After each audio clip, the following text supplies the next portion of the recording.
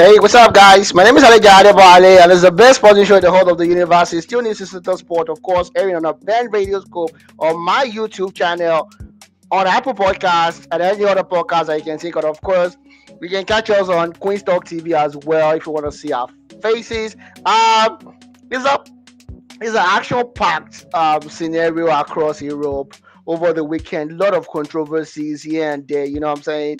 We got what happened at City in the course of today. Of course, Arsenal losing at Bournemouth, a game that they were expected to, of course, win. They did not win. Unfortunately for them, of course. Liverpool coming showing the grit against a resilient and rejuvenated Chelsea to win 2-1 away, 2-1 at home, comprehensively at home, against Chelsea at the Anfield. Of course, in other spaces, I mean, all across Europe, there are situations as well. But we just start off on a not too good note today. I'm talking about no other person than Victor Boniface. Boniface scored a goal, the winning goal, as a matter of fact, against Eintracht Frankfurt in the German Bundesliga, where they won 2-1. But unfortunately, last night, Bonnie actually had an accident with his car. But thankfully enough, Bonnie's fine. No, and he was able to tweet as well. The kid can't stop tweeting. You know what I'm saying? But tweeted, everything is good. I'm fine, and whatnot. He said God is the greatest, something like that. That was the truth that tweet they actually came up with, which is a perfect one. We feel good. We're happy for Boniface. We wish him well, and that he keeps scoring both for Bayer Leverkusen, and of course for the Nigerian Super Eagles. Uh, in days and years to come. But of course, we jump straight to the world of basketball right now, and that's the first thing I'm going to be talking about. And this is just a question. It's not. It's more or less a question to the audience. How do you feel about Bronny James in the NBA? And I'm saying this off the back of the jersey change that scenario that he had with Giannis Antetokounmpo. The way it's not being really respected in the NBA. I feel personally, and I want your opinion on this. I feel personally that Bronny James is being set up for failure by his father. I strongly feel he's not ready, whether mentally or physically or in terms of talent. I don't think the kid is ready to play at this high intensity and scrutiny. He's a privileged boy. Take it or leave it. LeBron came out of the hood, came out to do his thing from Cleveland. Everybody knew it was the new king, even before he jumped into the NBA. But realistically, putting Bronny through this kind of situation and scrutiny in the eyes of everywhere, because of course I do write, and I don't forget to check out our website, www.newsstandard.news. I write stuff about these things. I cover these stories. I'm like, this kind of scrutiny is too much for this kid in terms of his talent, number one, in terms of his mental capacity to go through this kind of situation. I feel it's too much scrutiny for the kid. I don't know what you think. Let me know what you think, and that's just about it. And of course, Joel Embiid would not be playing back-to-back games in the NBA this next season, or let's just say this season. They'll not be able to play back-to-back games, and criticism have come in that why can't you play back-to-back? So as it stands now, Joel Embiid is going to miss at least 15 games, at the very least 15 games. That's by injury and whatnot. So he could actually miss more.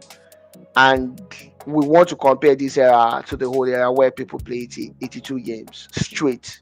Players like Charles Barkley, Michael Jordan, Magic Johnson, they tell you we play 58 games, Isaiah Thomas, and 82 games and whatnot.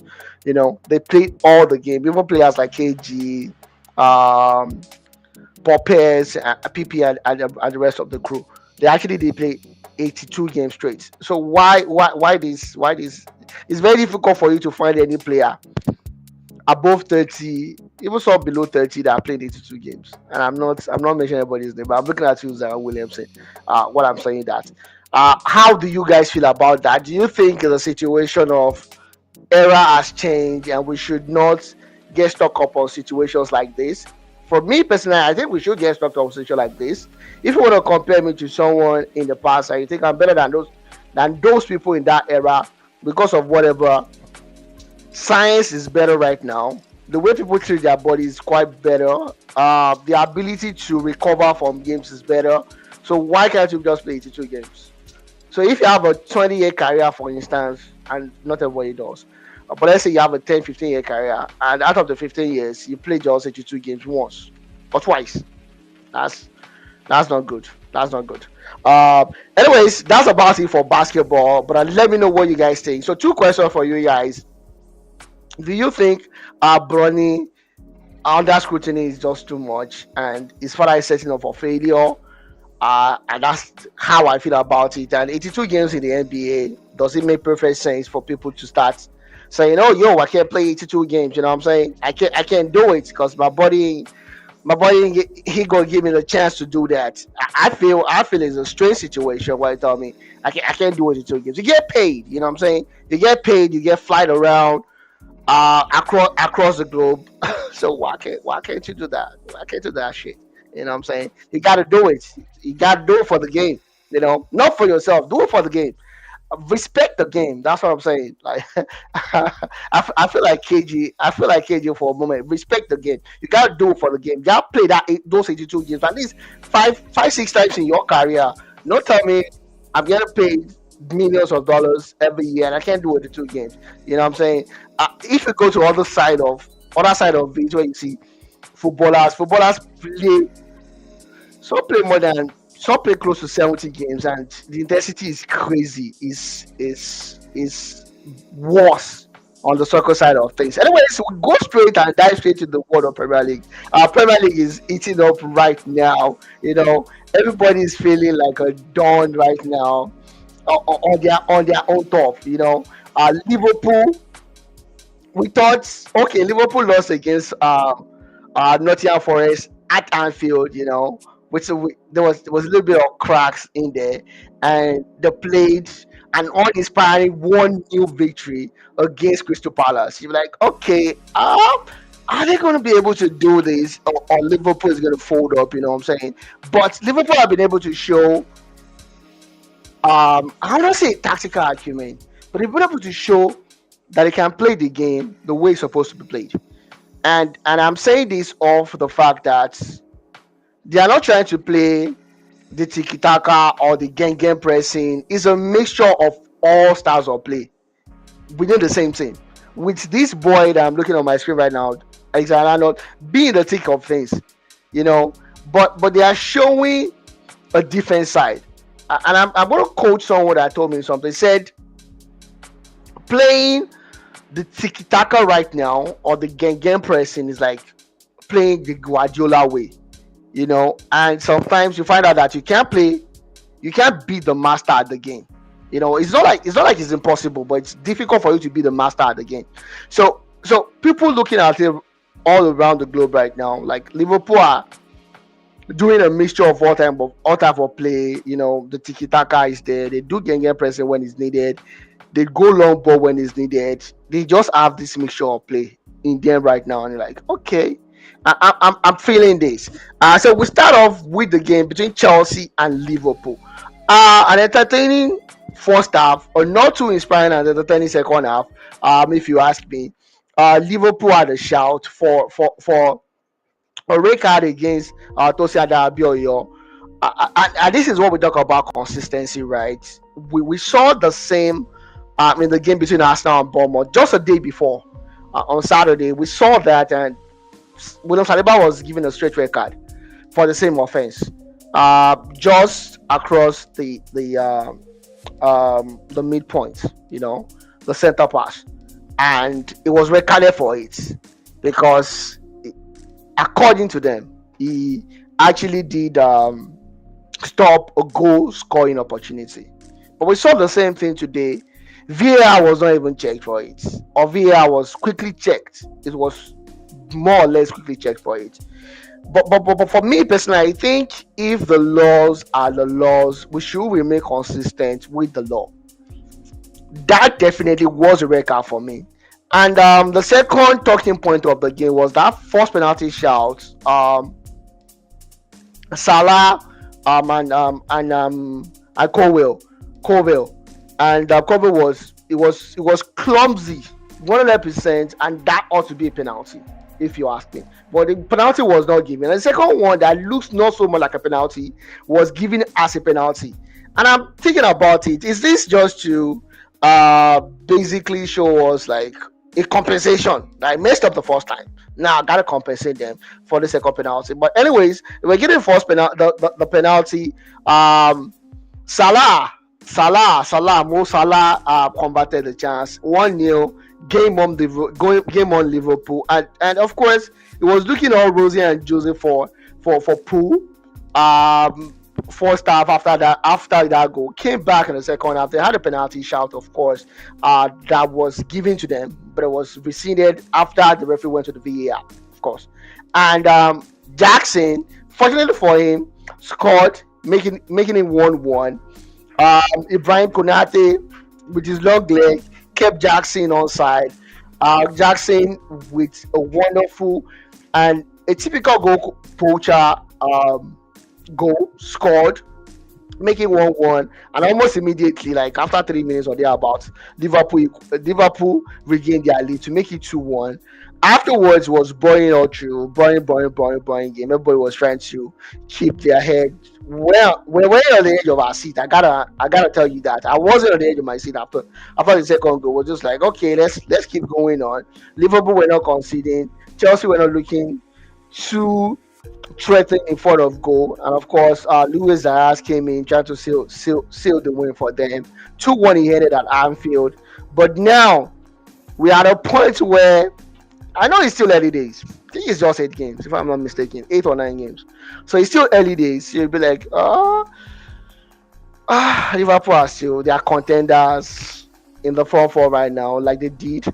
They were actually they actually stayed on top of the league the most last season before they lost it to Arsenal, and Arsenal eventually losing it to Man City. But I like this the style of play of Ancelotti.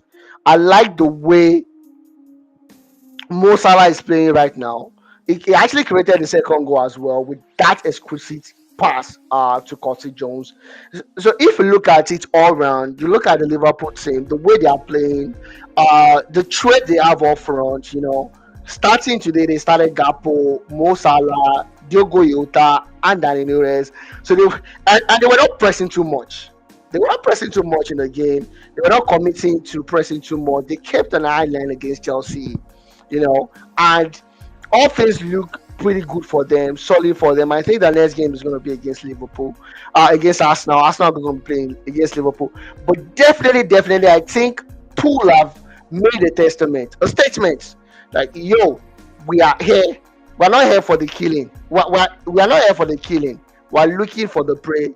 And if you mess up, yeah, we're gonna kill you and we're gonna win the league. So I think at this point we need to keep a better eye on Liverpool. And they started this since the preseason. They actually wiped everybody in front of them, including Arsenal, Manchester United. Manchester United maybe so not so much to be talked about, but United actually performed very well during the preseason. So Liverpool has been on an ascension. Yeah, let me put it that way. They've been on an ascension. They've been doing pretty good, pretty solid since the start of the season that they brought in from the preseason. By injury, I expect them to be challenging on to the last day. But of course, it's the Premier League and it can happen. And from there, we're talking about the game between Man City and Wolverhampton Wanderers. Wolverhampton Wanderers lost 2-1 to a controversial goal by John Stones at the death of the game, and the goal was force cancelled for obstruction of the goalkeeper of Sa. And you look at his inward and like, okay, does this really look like an offside? Sorry, an infringement or infringement on the goalkeeper? It was well timed, and this is my sincere opinion. It was well timed. it looks like the goal will be chalked off because of that. But right before the corner kick was played, Bernardo left the goalkeeper. So I don't know how you will say Bernardo actually obstructed the goalkeeper when he actually left the goalkeeper right before the ball was hit. And it was a lovely header by John Stones, making it 2-1. John Stones just keep coming up at this at the best time for Man City. He did that against Arsenal.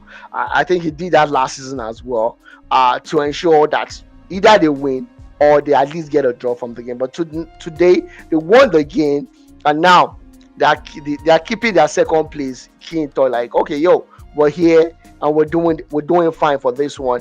And the scary thing about all this is City really starts well in the Premier League, and they've won four on the bounce, four Premier League on the bounce.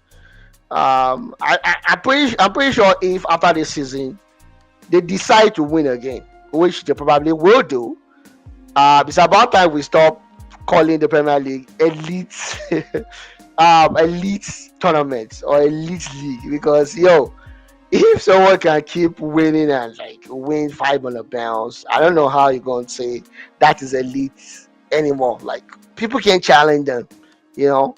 You just can't challenge them. They are doing what they know how to do best, and oh my god, it's yo Tolu is saying no consistency because Sancho could have gotten a penalty too. Yeah, Sancho too had a shout for a penalty in the game as well. It looks like a penalty at first, but on second look, I wouldn't say they are farming us. I wouldn't say that was a penalty. Honestly, I don't think so. I feel I feel I feel the contact was too minimal for it to be a penalty, right? That's what I think. But you made a valid point. It's crazy if the consistency just ain't there. They need to maintain a level of consistency, right? There has to be like a level of consistency across board. You can't make it a situation where this weekend this rule goes, next weekend you're like, no, it's not the same rule again. That doesn't make sense. You know what I'm saying? It doesn't make sense. It feels like you don't know what you're doing. That's just the long and short of it. You don't know what you're doing. This week it's a penalty. Next week, oh, we can't make it a penalty because it does not. It's not a penalty. It does not make sense for it to be a penalty. It does not make sense for it to be a red card this week. Anyways, the game ended 2-1 in favor of Liverpool, and like I said, watch out for Liverpool. Liverpool are here to stay.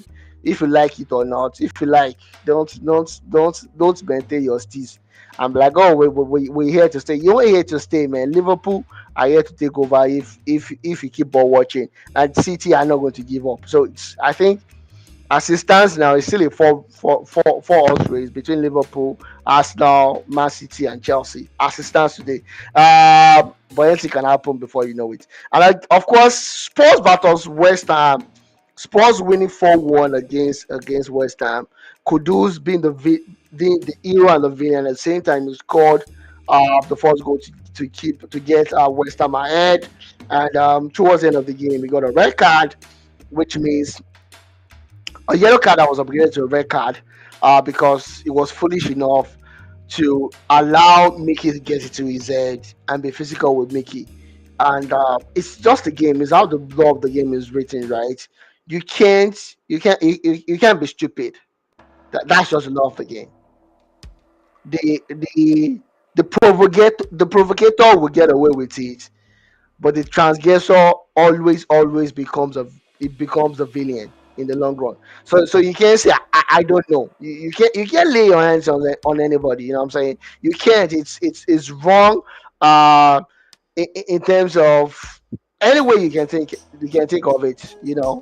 It's wrong. You can't lay your hands on someone, and he did that. He got red carded, and someone pushed him. I think someone pushed him. I forgot who pushed him, and he hit the back of his head against Richard Allison as well. So it basically floored to sports players. But anyways, Spurs doing well on the table as well. Not being Spursy after the international break.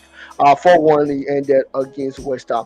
Of course, Fulham lost at home against Aston Villa. Villa on the ascension. Watch out for that kid named Rogers. I love that boy. That boy is doing wonderfully well. And if you play fantasy football league, it's about time you should really get that boy in your team. And that's facts, man. That's facts for you. A little secret for you. And of course, United with the additional um, coach that says they are doing well, things are getting better. I don't see things getting better for them.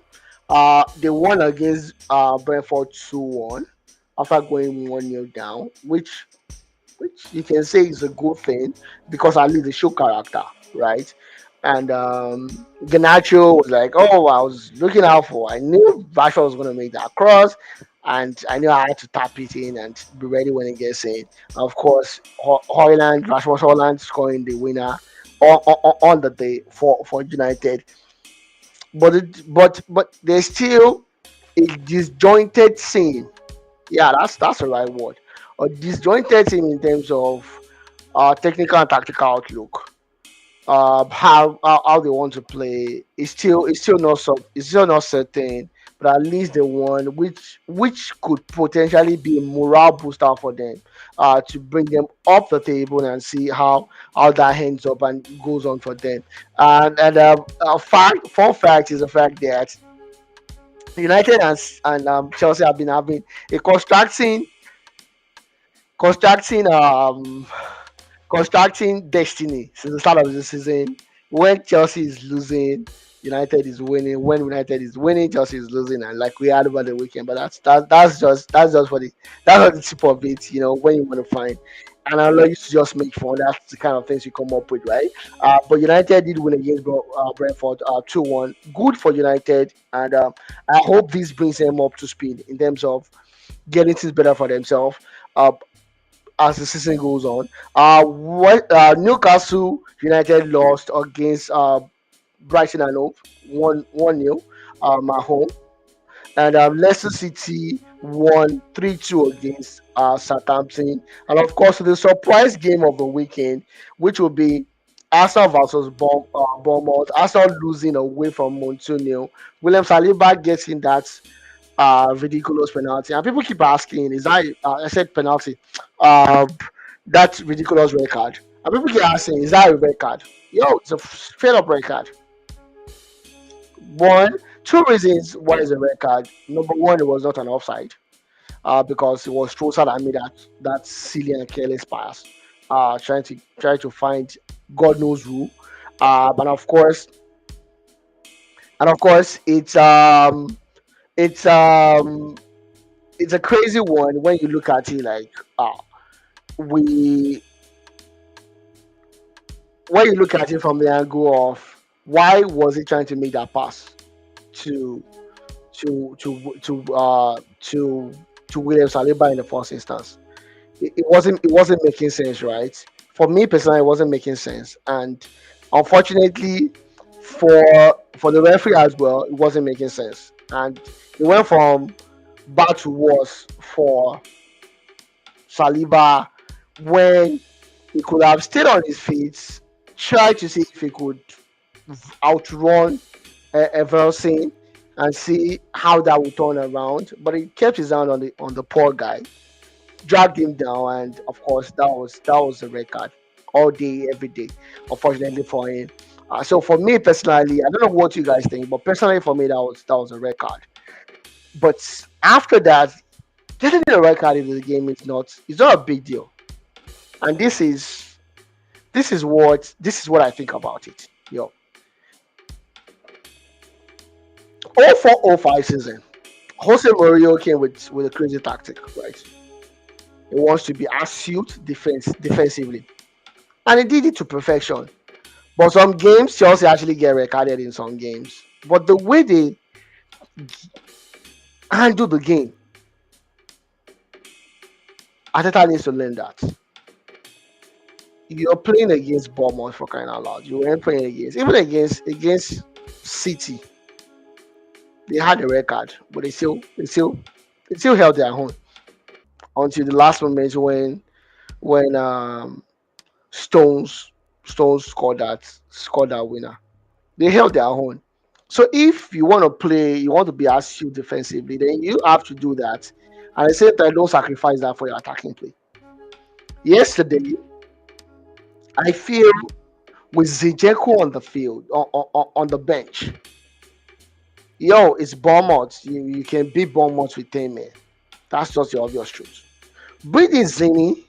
Zini should fill in for Monero. Merino, sorry, Mikel Merino, or Declan Rice or Partey. You don't need those three guys in the middle of the park. Minero was not even on the field, as far as I'm concerned. Like it was a passerby for me. Take him off. Bring in Zini. Keep Sterling and Trossard. Make them aware that you have a superiority complex situation here. Like we are better than you. We're gonna beat you, even though we have 10 men. And if he really needed a control in that game, he had a certain Jorginho on the pitch on the bench that could actually come in and give him that balance and control that he needed in the middle of the park. If he so needed it so badly, you know. But all this weren't done. You bring in Jacob Kiel into the game, and that practically tells me that you're scared of Bournemouth away from home. Yo, it's Bournemouth, man. What's the worst that can happen? And the worst that can happen actually did happen.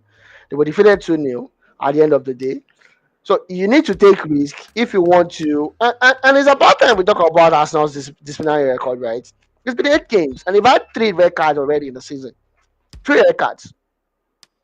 There could be argument against this, against that.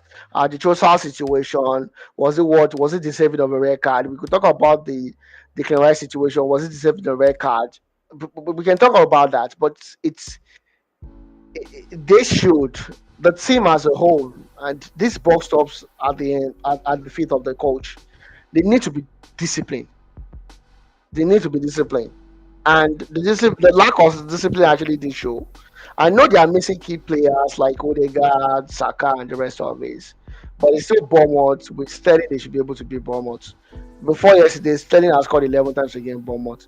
He could have done it again yesterday. Don't take out Sterling. Bring in Zini. Show a superiority complex against Bournemouth. Show them that they are still in control. And probably it would have been a different situation, ball game for them, but it wasn't.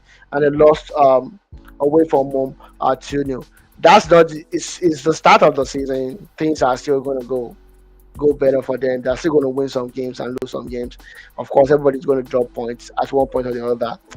Liverpool are at top of the league. I was already dropped points in the course of this season against Nottingham Forest. I was not expecting. So it's still a long process, and we'll see more of that as the season go ahead. And that's just about it for the Premier League. And across Europe, um, Milan, thanks to Chukwueze scoring against Okoye, won 1-0 against Udinese.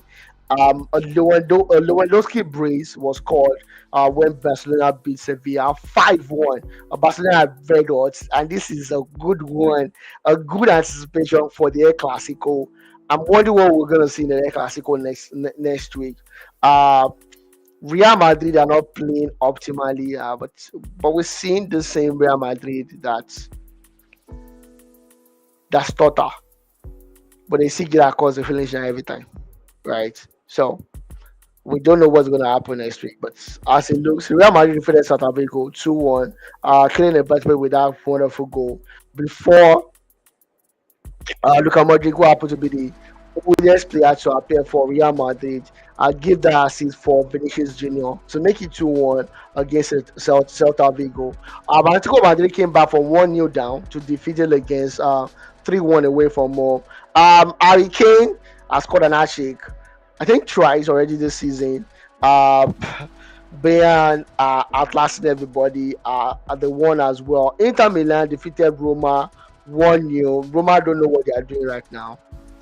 they sacked their coach, got a new coach. They said they wanted to sack that coach and get the same coach that they can sack in Dana Rossi. The president resigned as well, so it's not looking so good in the political side of Roma right now. So, so Roma definitely will get better as time goes on, but right now from the boardroom, not looking good right now. PSG defeated Strasbourg 4-2. Of course, Baccarat scoring again in that game. Juventus that knows how to. They probably have the best defense in Europe right now. Defeated Lazio 1-0. And Leverkusen, like I said when I started the show, Boniface scoring the winner, won against Eintracht Frankfurt. That's the wrap for the top leagues uh, in Europe, across Europe. We'll just talk a little bit about some major games or some selected few games. And I'll be giving you prediction. I'm not saying you should go and bet. If you like, go and bet. It's your problem. And you lose. Go bet. It's your problem. Don't take my predictions. Because Oracle Kachi is not here. Oracle Kachi is the one that has all the correct predictions when it comes to this kind of games. Anyways, in the Champions League, Arsenal versus Shakhtar Donetsk. Arsenal are going to be at home.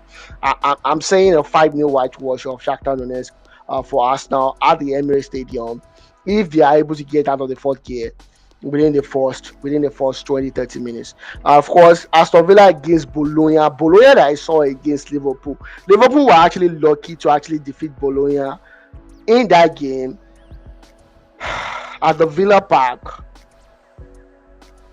I'll say they play a 2-2 draw, simply because Almeida Martinez would bring on his A game as he did last time against Bayern Munich. So I'll say a 2-2 draw against Villa, and of course the repeat of the Champions League final last season, Real Madrid versus Borussia Dortmund at Santiago Bernabeu.